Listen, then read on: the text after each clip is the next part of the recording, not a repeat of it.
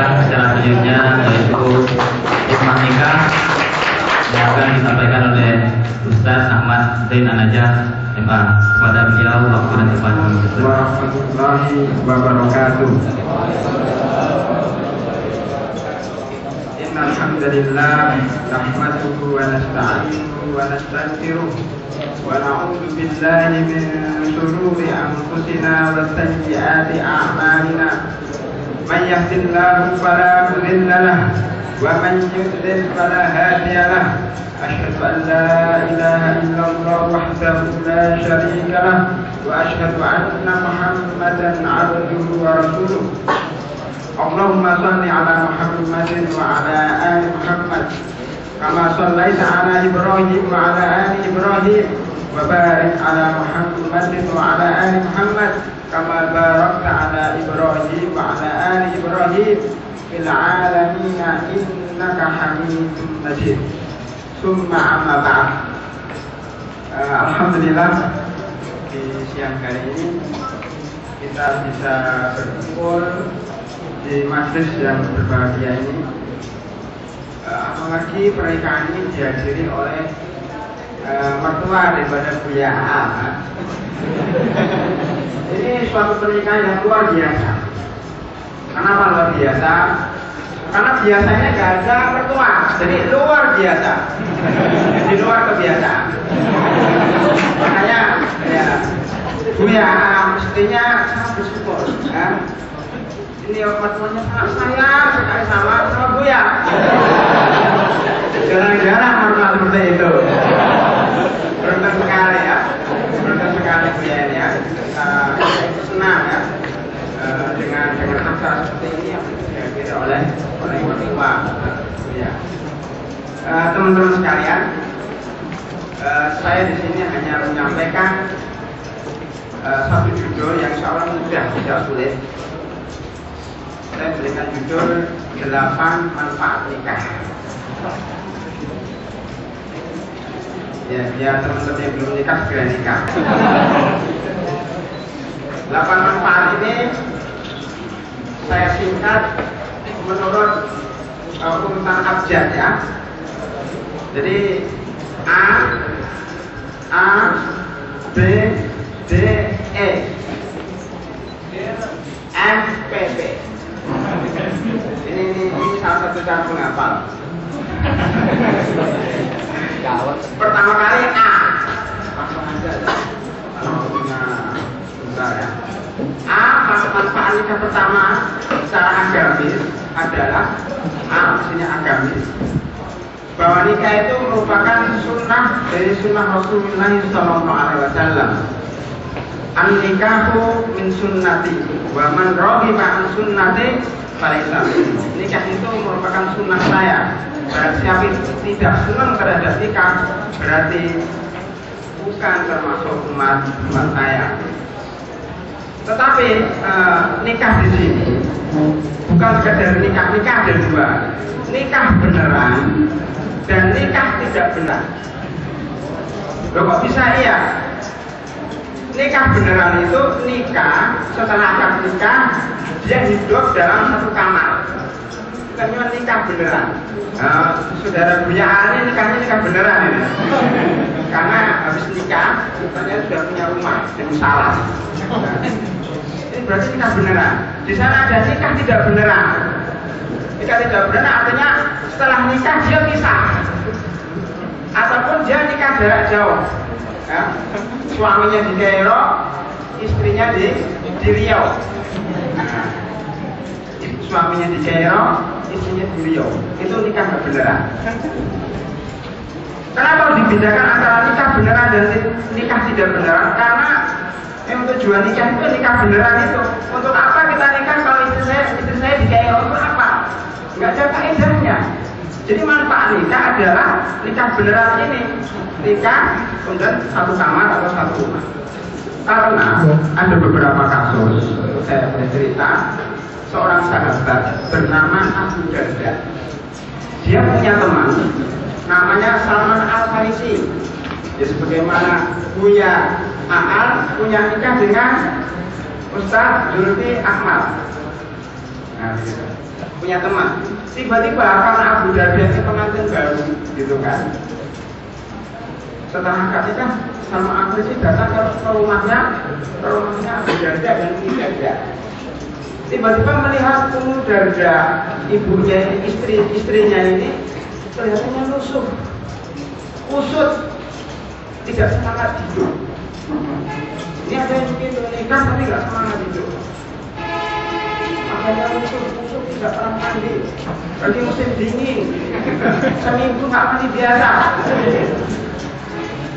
Ketika ditanya, kenapa ya Ummu Darda kamu menikah kok nggak pakai pakaian yang rapi, nggak pakai minyak wangi, nggak mandi seminggu, baunya busuk. Misalnya begitu sekarang. Ummu Darda menjawab, ya Salman Al-Farisi, suami saya tidak butuh sama saya, tidak butuh dunia. Dia terlalu rajin kalau siang puasa daun. Kalau malam sholat tahajud. Jadi tidak ada waktu untuk saya. Kenapa saya beli baju yang baru? Untuk apa saya dandan? Untuk apa saya mandi? Untuk apa? Karena saya mandi untuk suami saya. Kalau suami saya nggak butuh, nggak usah mandi. Kemudian Salman Al-Farisi dari situ kasihan dia mendatangi kepada pemuda Darda. Kenapa kamu rajin boleh rajin lah? Sholat tahajud silahkan, puasa silahkan, tapi ingat, inna li rabbika 'alaika haq, wa inna li nafsika 'alaika haq, wa inna li ahlika 'alaika haq. Sesungguhnya Allah kamu mempunyai hak. Jika sholat tahajud, sholatlah, tapi nggak usah lama-lama. Apalagi itu sudah nikah, ya, yang tadinya sholat tahajud 3 jam, dikurangi 1 jam. Nah, begitu. Orang-orang bujang itu salah aja. Makanya begitu. Karena ibadah itu tidak sekedar sholat tahajud. Nikah juga ibadah. Kita boleh sambil layani, boleh begadang. Itu paling tidak ada 3 ya. Menuntut ilmu, para manusia boleh bergerak sampai subuh. Nah, untuk sholat tahajud silahkan sampai sholat subuh, sholat tahajud sampai terakhir. Dan terakhir untuk istri begadang sampai pagi boleh. Wah iya benar. Dan itu dihitung ibadah. Ya. Katanya bujang gitu. Makanya jadi dalam pernikahan itu indah sekali dan tidak perlu kaku. Maka saudara Rizal tadi dikatakan ya, Buya A ini orangnya rajin ya, rajin belajar. Kita harus setiap hari kalau siang memang puasa, dengan begitu sering puasa gitu. Kemudian kalau malam sering belajar, kita dikurangi. Belajarnya dikurangi. Alhamdulillah, belajar dikurangi. Kemudian saya tambahkan kata tadi, inna li rabbika 'alaika haq wa inna li ahlika 'alaika haq wa inna li firasatika 'alaika haq.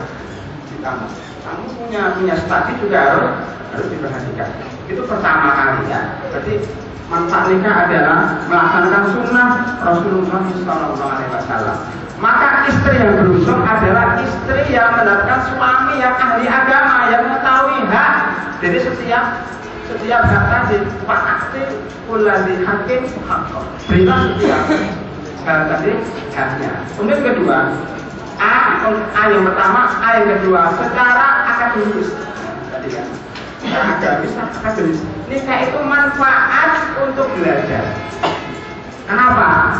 Karena banyak orang belajar harus masak, harus nyuci. Ketika sudah menikah, tidak perlu masak, tidak perlu nyuci, karena istrinya sudah masak, sudah nyuci. Jadi dia tinggal belajar.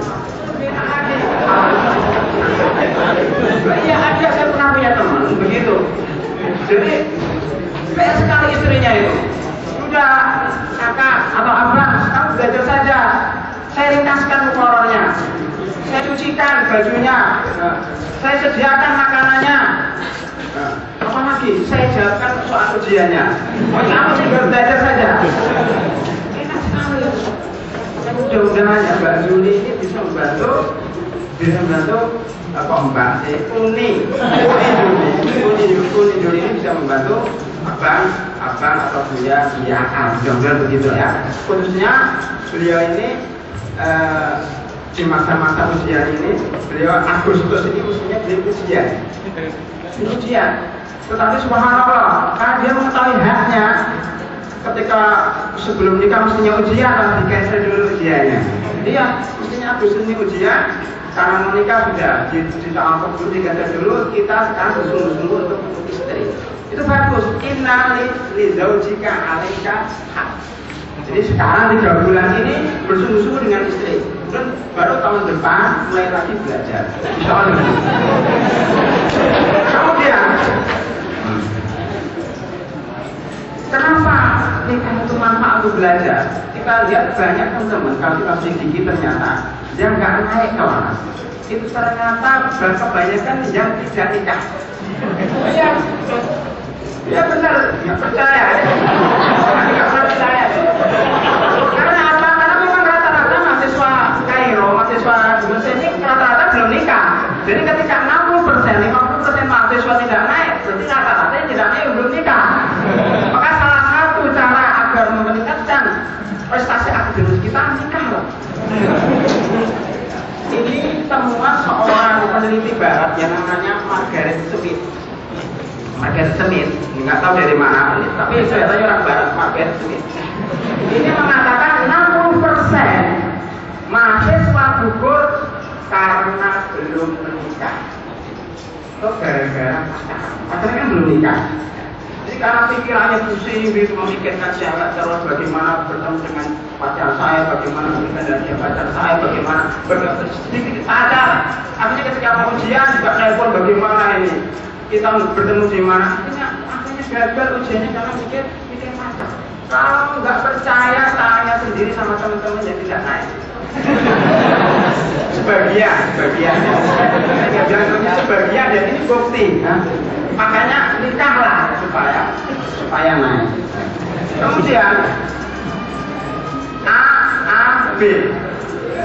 Nikah secara biologis. Jadi manfaat nikah adalah memberikan bisa melampiaskan biologisnya kepada orang lain. Hajat biologi kepada orang lain. Jadi saya ibaratkan kalau orang Padang nikah itu seperti rendang, seperti masakan rendang. Kalau orang belum pernah makan rendang, dia akan penasaran rendang itu seperti apa sih? Dia akan penasaran mencari rumah makan yang ada rendang Padang, masakan Padang, beli rendang seperti apa masakan rendang itu. Tetapi kalau orang pernah merasakan rendang walaupun sekali ya, ketika ada makanan rendang dia paling masakan ini rasanya seperti masakan rendang yang pernah saya makan. Ini kan juga begitu. Jadi kita lihat cewek gitu, cewek makannya sekali, sudah nikah apa? Seperti yang punya istri saya. Oh begitu, iya. Itu pernah diajarkan oleh Rasulullah SAW. Jika kamu sudah menikah dan melihat tergoda dengan orang lain, tergoda dengan cewek lain, maka segeralah datang kepada istri kamu, karena yang dipunyai cewek itu sama dengan yang ada di istri kamu. Jadi kalau kamu sudah makan rendang, tidak tergiur dengan masakan rendang orang lain. Walaupun sekali, apalagi kalau sudah makan rendang berkali-kali, bosen makan rendang. Ya, orang Padang mungkin mesti kalau orang Jawa seperti saya ini senang aja rendang. Karena nggak tahu rendang seperti apa, dan enak ternyata rendang itu ya. Makanya jadi gitulah. Jadi ini manfaatnya yang ketiga. Manfaat yang keempat. Jadi A, B, D. Secara demografis itu apa? Demografis itu saya nggak tahu, tetapi maksudnya demografis itu, kalau orang-orang bilang demografis itu memperbanyak penduduk. Setelah itu dimaksud begitu ya. Itu. Jadi kalau orang nikah itu memperbanyak orang, memperbanyak penduduk. Itu keuntungannya, manfaatnya apa? Manfaatnya sangat banyak sekali. Kita lihat umpamanya di Israel itu ya, diperkirakan. Ini menurut tinjauan politik. Di Israel itu nanti tahun 2020 akan terjadi ledakan penduduk. di daerah Quds itu pada tahun 2020 orang-orang Arab Palestina itu akan mencapai 8 juta jiwa, sedang orang Israel itu masih 6,5 juta. Jadi kalah. Ini seakan-akan maunya orang Israel menduduki Palestina, tapi karena anak orang Palestina banyak, jadi orang Palestina orang ini subur-subur. Kalau punya anak 10, 12, 15 itu orang Palestina. Orang Yahudi paling 2, 1 bahkan tidak punya anak. Itu luar biasa, itu perang ya, seru sekali. Ketika anaknya yang 5 mati, ganti anaknya berikutnya 5. Sehingga orang Yahudi yang menjajah Palestina akhirnya takut karena banyak orang Palestina, seakan-akan orang Palestina yang menjajah Yahudi. Alhamdulillah di depan kita saudara Afrizal ini keluarganya banyak. Saya tanya kemarin saudaranya berapa? 15 lebih bahkan. Cuma nggak bisa ceritain aja, fotonya banyak 15 lebih. Mungkin ada kakeknya, ada neneknya.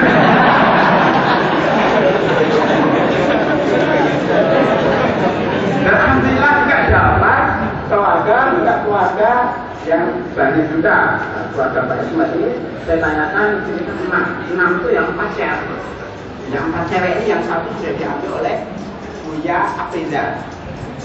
Nah, kemudian kemarin kan Buya Afrizal ini sama penyanyi ini akrab sekali, bisik-bisik katanya. Setelah saya nikah, jadi dengan kakaknya Juli ini, mungkin ada niat panitia ini mendekati Buya Afrizal. Terima kasih gitu kan. Seperti yang mengambil adiknya. Makanya saya Bapak Ismail ya, nggak perlu terjebak menikahi laki-laki hanya mencari hartanya. Ini bahaya sekali. Maka kita anjurkan teman-teman kalau menikah ini tidak larangan, tetapi perlu hati-hati. Kalau dari pihak perempuan lebih kaya, itu harus hati-hati. Maka dipilih yang agamanya bagus. Kalau agamanya bagus, itu insya Allah selamatnya. Kalau agama tidak bagus, perempuannya lebih kaya, biasanya laki-lakinya menjadi budak perempuan karena ekonominya lebih tinggi. Ini cerita orang-orang yang tidak punya agama, punya agama lain ceritanya.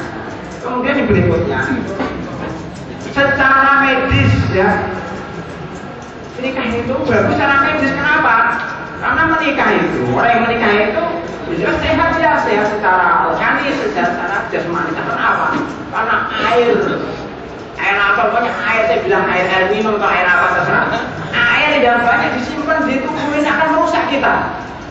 Ya, kita minum terus, makan terus nggak pernah keluar, nggak dikeluarkan, itu akan sakit perut, sakit apa, sakit pusing. Makanya banyak orang-orang menikah, orang-orang yang tidak menikah banyak pusing. Saya pernah punya saudara perempuan, itu sebelum nikah, terus mana-mana sendiri, jangan marah-marah. Tapi ketika menikah, dia nggak pernah marah lagi. Oh berarti ini karena airnya nggak keluar. Maksudnya karena dia belum nikah, gitu loh. Maksudnya karena belum, setelah menikah mendapat ketenangan. Kemudian selain itu saudara sekalian, jadi dari kesehatan, maka pilihlah, ini ada supaya lebih sehat, pilihlah pasangan yang tidak dekat kerabatnya. Kata Imam Syafi'i, barang siapa menikah dengan saudaranya sendiri, maka anaknya jadi idiot. Iya. Alhamdulillah saudara punya ini, ya, menikah dengan orang Mio. Kalau dia nikah dengan adiknya sendiri, anaknya idiot. Iya, dengan adik kandungnya sendiri maksud saya. Dan itu haram. Sesuatu yang haram itu akan melakukan mudarat. Itu kaidah dan sudah diteliti oleh banyak ilmuwan. Memang benar nikah dengan kerabat. Pertama kerabat yang sangat dekat sekali itu membuat keturunan lemah. Maka nikahlah dengan orang-orang jauh.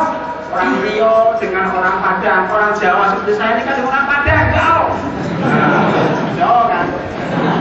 Itu supaya salah satu tujuannya anaknya tidak idiot gitu.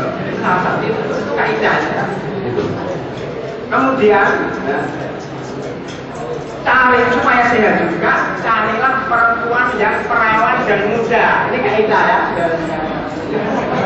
Kamu. Kalau nikah nanti cari yang muda. Karena apa? Istri yang muda itu menambah kesehatan. Ini para ulama bilang begitu, bukan saya para ulama. Jadi kalau kita bergaul dengan istri yang kita cintai akan menambah semangat dan menambah energi sehat. Tetapi kalau kita nikah makanya, maka kita tidak dianjurkan untuk menikah dengan nenek-nenek.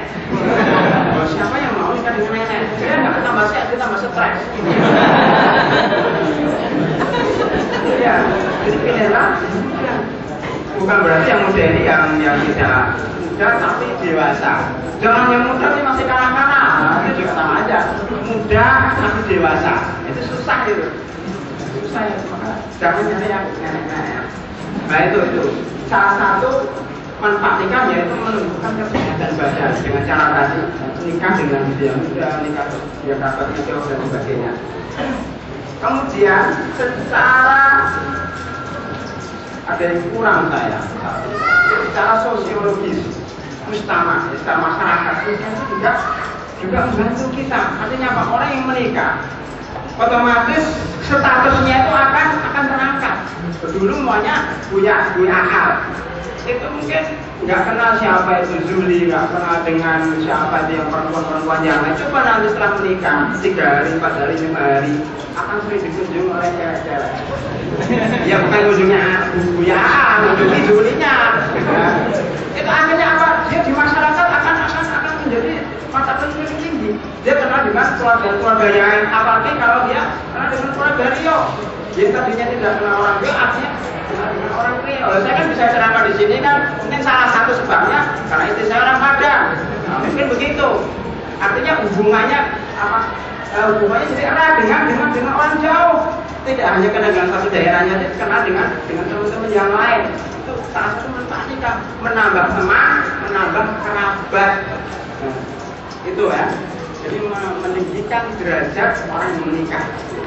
Kemudian selanjutnya secara psikologis saya kira sudah tahu semua, menikah itu membuat kita tenang, membuat kita nyaman sehingga hidupnya juga tenang. Yang terakhir tidak usah banyak-banyak. Secara politis, secara Ipoleksos Hankam. Nikah itu ditunjuk dari Ipoleksos Hankam ada. Dari apa? Dari situasi disebutkan idza ja'akum man tardawna dinahu wa khuluquhu fazawwijuhu. Jika datang orang yang taat, orang yang baik seperti Buya Akal ini, maka segera nikahkan. Saya dengar Bapak Esmat ini ketika menerima fotonya dari Buya Akal, ini disebutkan beliau adalah orang yang soleh, langsung setuju, tidak perlu panjang lebar. Subhanallah. Berarti ya melaksanakan seperti jika datang orang yang akhlaknya bagus, yang dinnya bagus, maka segera menikah. Maka nanti Pak, kalau ada orang yang melamar lagi Pak, artinya Mbak Zuli atau Uni Zuli langsung dinikahkan. Wa illa jika tidak, wa illa taf'aluhu takun fitnatun fil ardi wa fasadun. Tapi jika tidak, ini bukan untuk Pak Ismet, tapi itu semuanya. Ini sudah selesai Pak Ismet. Untuk semua, jika kamu tidak mau menikahkan dengan orang yang baik, maka terjadi fitnah dan kerusakan yang besar. Maka dengan menikah itu, di Indonesia kenapa rusak? Karena banyak perampok, banyak narkoba, banyak orang macam-macam. Itu karena rata-rata mereka tidak menikah orang Indonesia itu. Yang menikah, ya tadi menikah ini tidak benar, menikah tapi masih berzina, menikah tapi pisah, menikah tapi masih dapat tempat pelacuran. Makanya illa taf'alu takun fitnatun fil ardi fasadun. Kita jadi fitnah dan kerusakan di muka bumi ini. Maka salah satu solusi untuk mengangkat negara kita itu saat itu memperbanyak pernikahan. Itu solusi yang kelihatannya remeh, mungkin diketawakan oleh pejabat-pejabat di Indonesia, tapi itu solusi dari Allah Subhanahu wa Ta'ala. Kalau kita perhatikan, insya Allah saya jamin di Indonesia itu akan mulai baik sedikit demi sedikit. Asal orang yang nikah banyak. Itu dari segi politik dan keamanan. Politik pun banyak. tidak saya ceritakan di sini. Pokoknya Nabi Muhammad SAW menikah dengan Sofia bin Uyai, menikah dengan anak pemimpin Yahudi agar dakwahnya menyebar di kalangan Yahudi. Menikah dengan Romlah bin Abu Sofyan. Abu Sofyan itu pemimpin lain. Menikah dengan anaknya Abu Sofyan dengan harapan orang Quran masuk Islam dan benar. Maka salah satu faedah nikah. Jadi Rasulullah SAW menikah bukan sekedar biologi saja, tapi ada tujuan politik dan dakwah. Sehingga ini yang istrinya 9 itu beda-beda semua daerahnya. Tidak satu daerah, beda-beda sukunya, beda-beda daerahnya supaya dakwahnya menyebar kemana-mana. Jadi salah satu tujuan nikah adalah dari segi politik dan segi agama adalah seperti itu. Demikian, demikian.